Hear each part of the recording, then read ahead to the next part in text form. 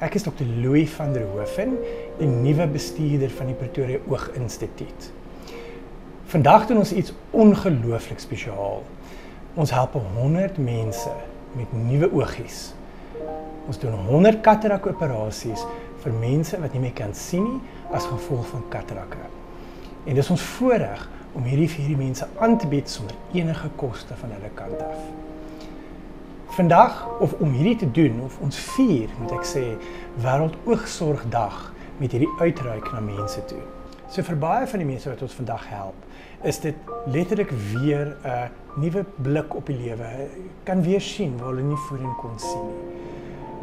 Ons is ongelooflik opgewonde met hierdie inisiatief en ons hoop om hierdie inisiatief te groei, elke jaar net groter en groter en groter te maak, om te verseker dat ons soveel mense moontlik kan help om weer die voorreg van sig terug te kry.